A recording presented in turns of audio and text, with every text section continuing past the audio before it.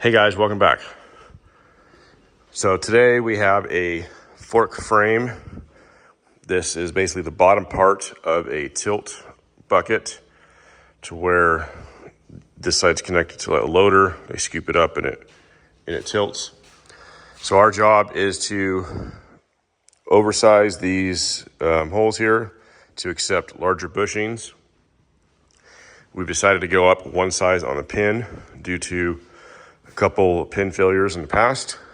We have some good holes here for reference. So you can see that's a little oval. Not terrible, but you know, it's off. We've decided to go with cat bushings. It'll be very easy to replace in the future. Just read the cat part number and anybody should be able to locate new bushings for this, no matter where you're at or who's working on it. And we're gonna be using the S-Power to hog that material out. Actually, it's not a whole lot. About probably 1/8 inch or so of cut needs to come out of there. So we'll get this set up and get the bars dialed in. We're gonna use the S-Power bar, obviously in this side, and then we're gonna use a 1 1/4 inch climax bar to run through these holes to help get everything parallel and lined up. Okay, we got these cleaned up just a little bit. Like I always say, you wanna make sure there's no old bearing material or any kind of weird obstructions in there that might be hiding under that rust layer. So all that looks good. We'll now start setting up our bars and getting those lined up. And since I get so many questions about how do I make my bars straight to each other, I will show you.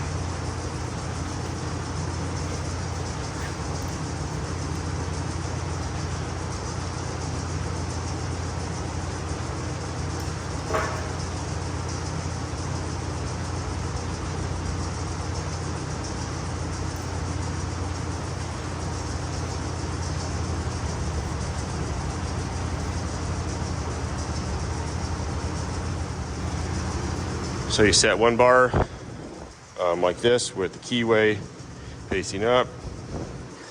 And this is only gonna work if your bores that you're going off of are known good, like they're not oval shaped or anything. So we've got machined centering cones here, and it's a very nice fit all the way around. There's no gaps. The holes are nice and tight. The bar is nice and tight, doesn't move at all. So we're gonna be using the flatness of the keyway here in the middle with a level, as well as the edge of this keyway for measuring to the keyway on the other bar. So that's how you set up one bar. And then this bar, set it up the same way. This is gonna be more difficult because these holes are not straight. So we will get it set up with the centering cones and then see how far off it is and then try to compensate for that.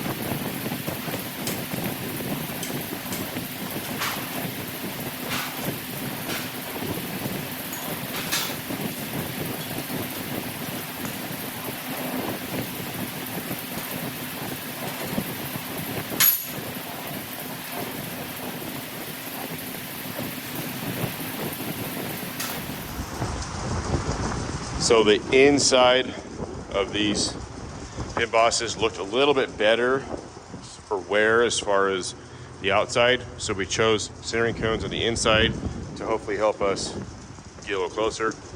So now all you do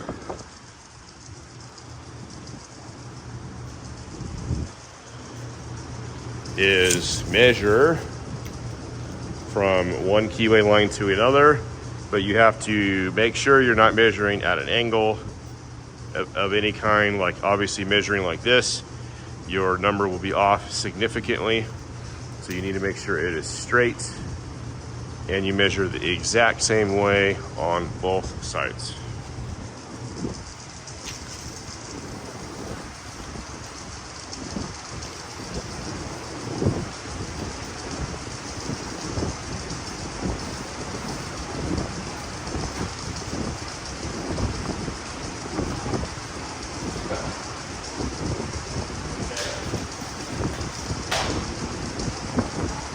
And surprisingly, that is almost dead on, but that is only one measurement. Now we need to check, are the bars this ways straight to each other?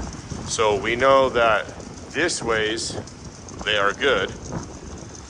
Now we have to check this ways, and I'll show you how I do that.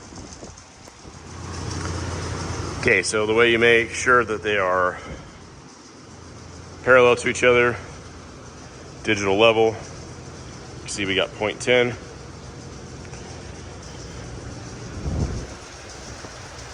And then we're using the non-magnetic side, and you want to make sure that's lined up on the flat of the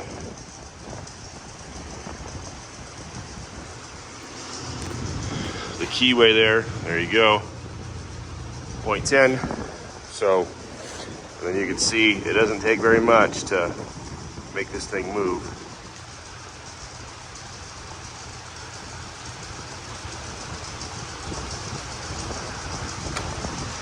Okay, so we have that dialed in. So that is how I get, I call it a 90-degree square, but there is still another issue that could arise. So the bars are parallel and straight to each other, but this bar could be in the wrong location. This bar could be anywhere and still be square to that one. So we still have to make sure that this bar is in the correct spot in the bore, as well as, you know, square to that bar. So we're gonna double check all that. Probably there's nothing in there you could really sweep, but we will probably run a tool or a wire or something like that around and check that. Maybe go on the outside here with, actually we could do that. I have an outside measuring tool where we can measure the outside of this edge right here. That'd probably be fairly accurate. And then you can see right here, as this failed, you know, this worked its way in and it was pushing on that. You can see that happened all the way around. Okay, so let's get these bearings on now, and yeah, get the S-Power set up and cutting.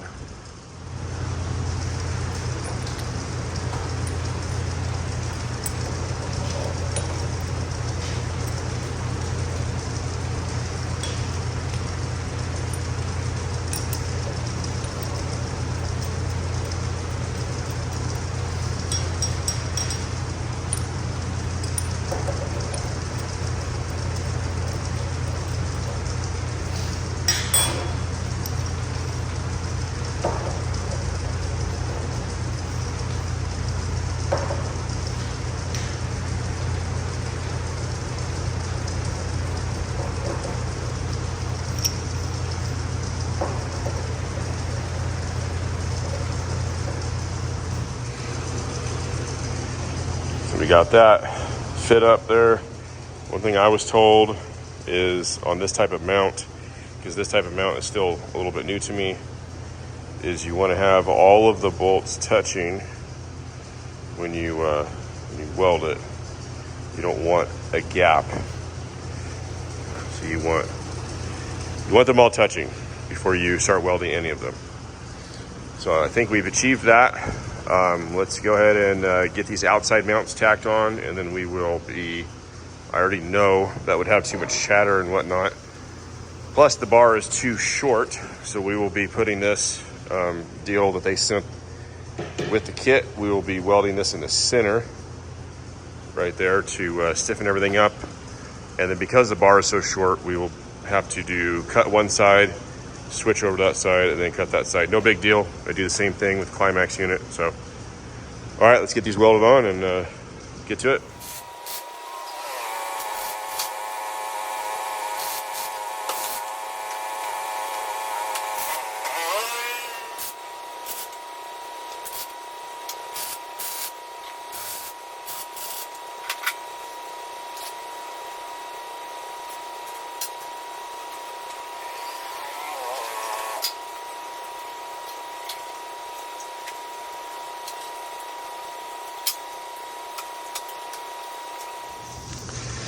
Got a special delivery here.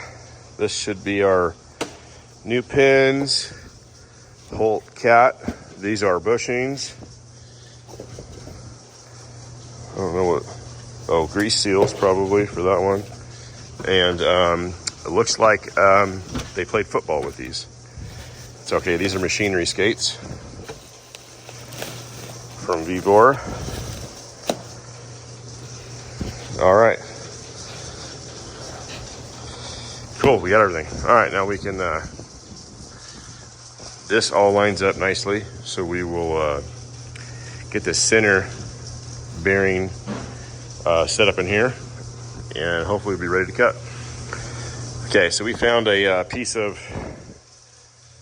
3/16 rectangle tube, cut it to fit in between here. So that tube is gonna do two things, because you have basically two kind of arms coming off of this. So those could kind of vibrate and move around in between each other.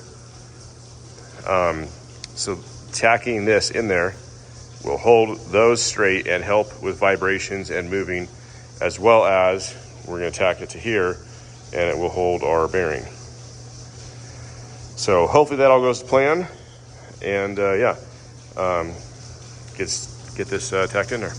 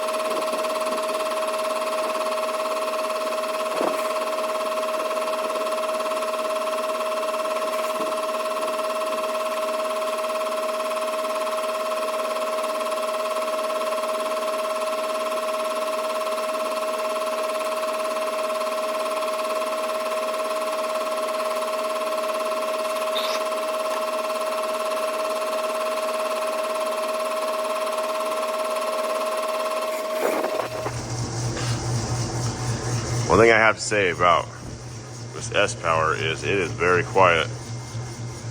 I mean, you're watching it cut, and I'm clearly talking to you, and I'm 10 inches away from it.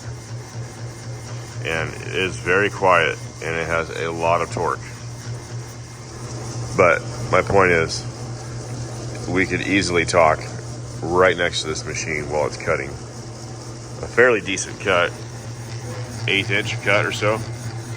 Interrupted cut also. They did a great job designing the servo motor and all of that.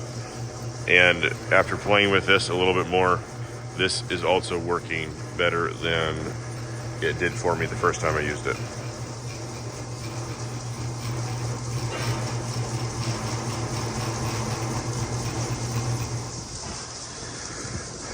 Okay, so for measuring the last few cuts, to be precise, this is the way I like to do it.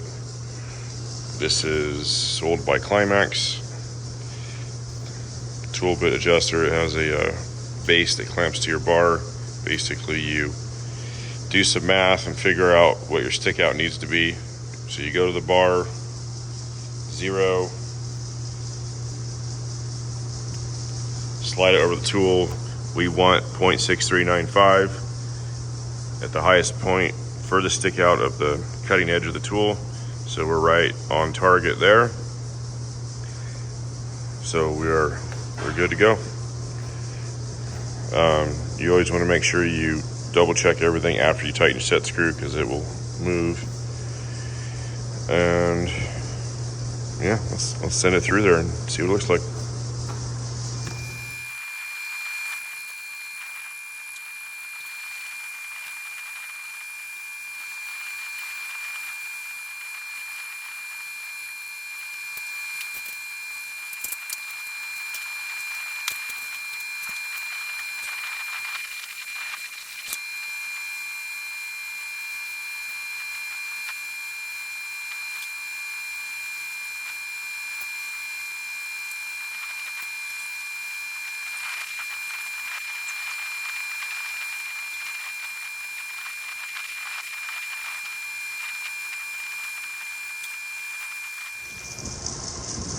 Okay, we have this side cut.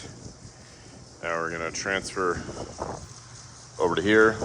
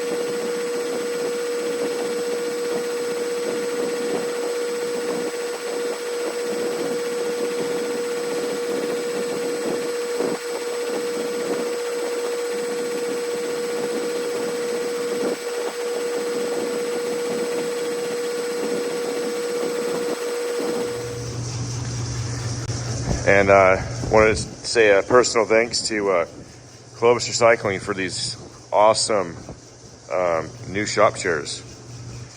You never know what you're going to find when you go to the scrapyard. Someone scrapped like 5 or 6 of those things. Nothing wrong with them, but a little bit there.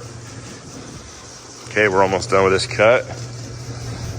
And then I think we're going to do 2 more cuts Seems like this type of mount here flexes a little bit. You can see this flexing.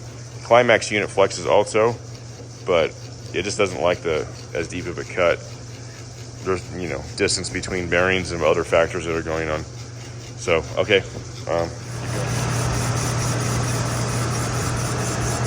Final cuts of the last pass.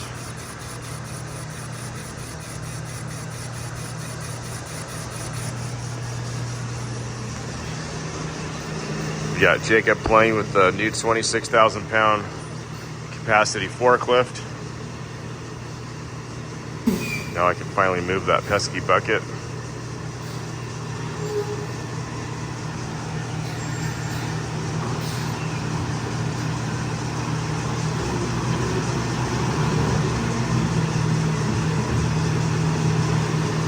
Probably gonna have to get some wood blocks under it.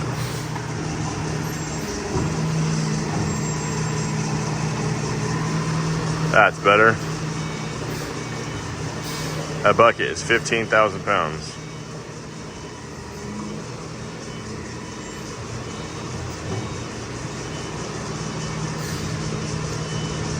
Nice. All right, so we've finished all of our cutting here. We are going to, we'll get all this tore down and then start pressing in bushings. Okay, we've got everything cleaned up now. We got our pressing stuff out. Basically, I use a 30-ton hollow cylinder. These are available on Amazon. They're relatively inexpensive. And then you get a pneumatic foot pump, 1-inch B7 all thread. So it's equivalent to 1-inch grade 8. And then I cut these washers, giant washers, spacers out, just to kind of give you your spacings and stuff to press with. So now we're just gonna press these in there, and we just have to compensate for the grease seal. We're gonna use this one, so it just needs to go inside the hole enough to where the seal will clear. So we'll, that's why it's important to have a spacer right here that's just slightly smaller than that, so you're able to press in and countersink that.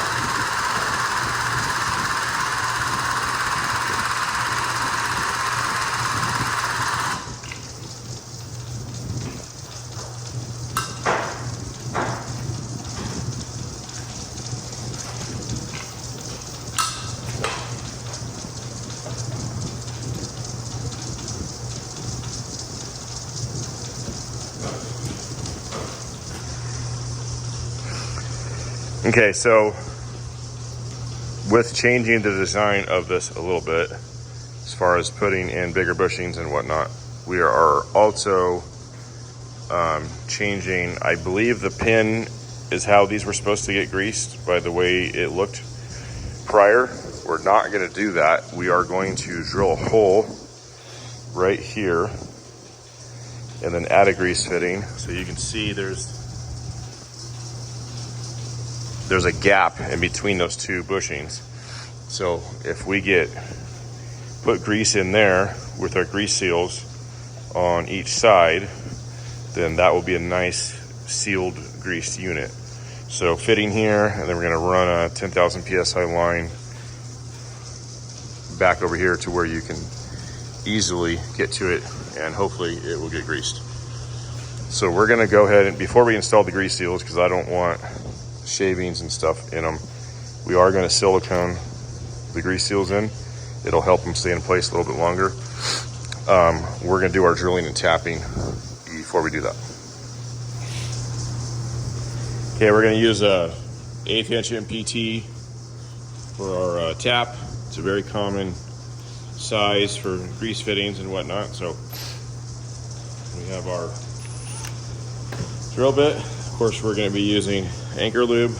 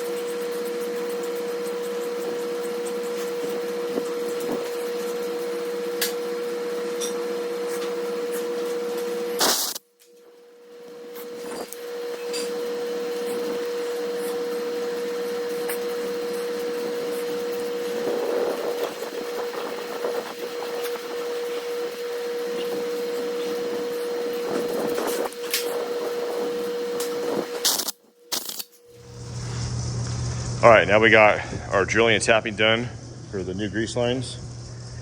We're gonna put the grease seals in. And then, like I said, we're gonna put a little bit of silicone on it, just help hold them in there.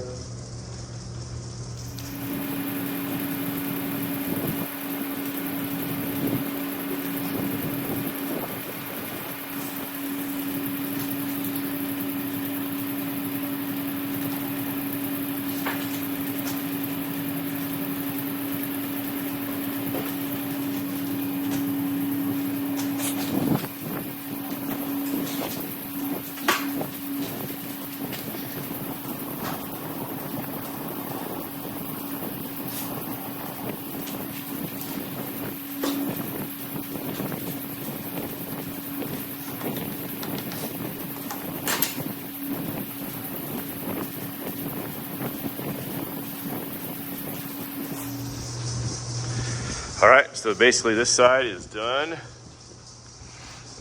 with what we are doing. We're just gonna repeat this, pressing the bushings in here and the grease seals. We're gonna repeat that on this side, and then I'll bring you back and show you the finished product. All right, got that all done. Now that's all that's left is just get go get those lines made and get them on there. That's going to be it for this video. Just wanted to mention S-Power again. This unit worked really good this time, better than last time because I'm getting more familiar with it. And got this job done. Nice, simple line boring job.